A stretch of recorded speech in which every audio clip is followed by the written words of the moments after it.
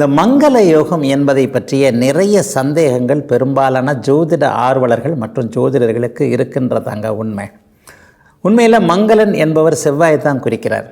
இந்த செவ்வாயுடைய நாட்களில், அந்த செவ்வாய்க்கிழமைகளில் நம்ம எந்த ஒரு ஆரம்பத்தையும் எந்த ஒரு மங்கள விஷயத்தையும் வைக்கிறதில்லை என்றாலும் கூட இந்த செவ்வாய்க்கு தான் மங்களன் அப்படிங்கிற பேர். வடநாட்டில் பார்த்திங்கன்னா உண்மையில் தட்சிண பாரதம் உத்தர பாரதம்னு ரெண்டாக பிரிச்சிருக்கணும்ல, தென்னிந்தியா வட இந்தியா. தென்னிந்தியாவில் தான் செவ்வாய்க்கிழமையை விளக்குமே தவிர வட இந்தியாவில் செவ்வாய்க்கிழமை அவர்களுக்கு நல்ல நாள். செவ்வாய்க்கிழமை அன்றைக்கி தான் அவர்கள் எல்லா விதமான மங்கள விஷயங்களையும் செய்வாங்க. சரி, ஜோதிடத்தில் மங்களன் என்று சொல்லப்படக்கூடிய இந்த செவ்வாய் அசுபராக பாபராக கருதப்பட்டாலும் கூட அவருடைய தசாகாலங்கள் 7 வருடங்கள், சுருக்கமான ஒரு வருஷம்தான். இது இறக்கிறதுலேயே சூரிய தசை ரொம்ப கம்மியான தசை. அதற்கப்புறம் கேது செவ்வாய் அந்த 2 பேருக்குமே 7 வருஷம்தான், சூரியனுக்கு 6 வருஷம். அப்போ குறைந்தபட்ச அளவாக ஒரு 7 வருடம் மட்டுமே இருக்கக்கூடிய அந்த அமைப்பில் சிலருக்கு மட்டும் செவ்வாய் தசை கொட்டி தீர்த்து விடுகிறதே.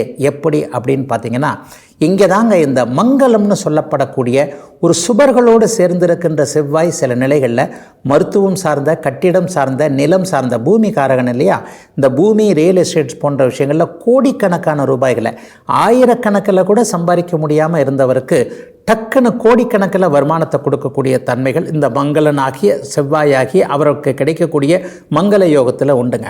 அப்படி மங்கள யோகம்னா என்ன அப்படின்னு பார்த்துட்டோம்னா, குருவோடு செவ்வாய் சேருவது குருமங்கல யோகம் என்கின்ற ஒரு மிகப்பெரிய யோக அமைப்பு. இதனை அடுத்து பௌர்ணமிக்கு போய்கொண்டிருக்கின்ற உயர்நிலை ஒளி அமைப்பில் இருக்கக்கூடிய வளர்பிறை சந்திரனாக பௌர்ணமியை விட்டு அப்போதுதான் விலகி இருக்கின்ற, அதாவது இந்த சந்திரனுக்கு ஒளி இருக்கணும், இந்த சந்திரன் ஒளியோடு இருக்கின்ற நேரங்களில் அங்கே அவர் செவ்வாய் சேரும்போது சந்திரமங்கல யோகம் என்கின்ற மிக உயர்நிலை அமைப்புகள் வருதுங்க. இந்த குருவும் சந்திரனும் செவ்வாய்க்கு நண்பர்கள் என்பதால் இந்த குருச்சந்திர யோகமும் சந்திரமங்கல யோகமும் மிக நிறைவான அமைப்பை செவ்வாயை யோகர்களாக கொண்டவர்களுக்கு, செவ்வாயினுடைய நண்பர்கள்னு சொல்லப்படக்கூடிய 6 லக்கணங்களை சொல்லுவோம். மேஷம், விருச்சிகம், தனுசு, மீனம், கடகம், சிம்மம். இந்த 6 லக்கணங்களக்காரர்களுக்கு மங்கள யோகம் மிகச்சிறப்பான ஒரு அமைப்பை கண்டிப்பாக செய்யும். சுக்கிரனை விட்டுட்டீங்களே அப்படின்னு பார்த்தீங்கன்னா அது பிருகுமங்கல யோகம் என்று சொல்லப்படுகிறது. சுக்கிரனும் செவ்வாயும் சேர்ந்திருப்பது அல்லது ஒருவருக்கு ஒருவர் பார்த்து கொண்டிருப்பது, செவ்வாயை சுக்கிரன் பார்ப்பது, இணைவது அப்படிங்கிறது தான் பிருகுமங்கல யோகம். பிருகு என்றால் வடமொழி பேரில் சுக்கிரனை பிருகு என்று சொல்வது உண்டு. ஆக சுக்கிரமங்கல யோகம்னு எடுத்துக்கிட்டாலும் சரி அல்லது பிருகுமங்கல யோகம்னு எடுத்துக்கிட்டாலும் சரி, இந்த மாதிரியான அமைப்புகளையும் பார்த்தீங்கன்னா கட்டிடம் சார்ந்த, இன்ஜினியரிங் சார்ந்த, மருத்துவம் சார்ந்த தொழில் அமைப்புகளோடு ஒரு மெடிக்கல் ஷாப் வச்சிருக்கிறவருக்கு கூட இந்த மாதிரியான மங்கள யோக அமைப்புகள் இருக்கும். ஆக 3 மாபெரும் சுபர்கள் என்று சொல்லப்படக்கூடிய புதனை இந்த இடத்துல சேர்க்கலை, ஏன்னா அவர் கட்டுப்பாடு உள்ள ஒரு நல்லவராக சுபராக வருவார். தனிப்புதன் தான் நல்லவர் என்கின்ற அமைப்பின் அடிப்படையில் அவருடைய சுபத்தன்மை கேள்விக்குரியதாக இங்கே வருகிறது.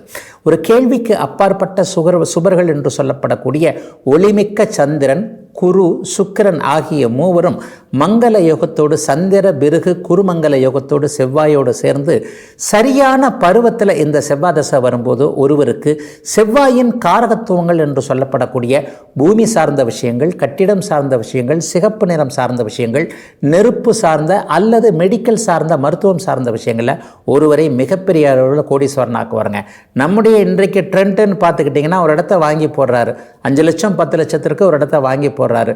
திடீர்னு பக்கத்தில் ஒரு ரோடு வந்துடுதுங்க, அடுத்த வருஷமே அந்த 5 லட்சம் வாங்கி போட்டது 5 கோடி ஆயிடுது இல்லையா. இது எல்லாத்துக்கும் இந்த மங்கள யோகம், செவ்வாய் என்கின்ற இந்த ஒரு பூமி கிரகம் சுபத்துவமாக இருக்கின்ற அமைப்புகளில் அவர் மிகப்பெரிய யோகத்தை அனுபவிப்பார் அப்படிங்கிறதாங்க உண்மை. அதனால் செவ்வாயை அசுப கிரகம் என்று நினைத்து விடாமல் அவர் யாரோடு சுபரோடு இணைந்திருந்தால் மிகப்பெரிய யோகங்களை கொள்வார், கொடுப்பார் என்பதைத்தான் இங்கே மங்கள யோகமாக குறிப்பிடப்படுகிறது. இதுவரை 12 ராசிகளுக்கான இன்றைய ராசி பலன்களையும் ஜோதிட சந்தேகத்திற்கான விளக்கத்தையும் பார்த்தோம். மீண்டும் நாளை காலை இதே நல்ல காலம் பிறக்குது நிகழ்ச்சியில் உங்களை சந்திக்கும் வரை உங்களிடமிருந்து விடைபெற்றுக் கொள்வது உங்கள் ஜோதிடர் ஆதித்ய குருஜி.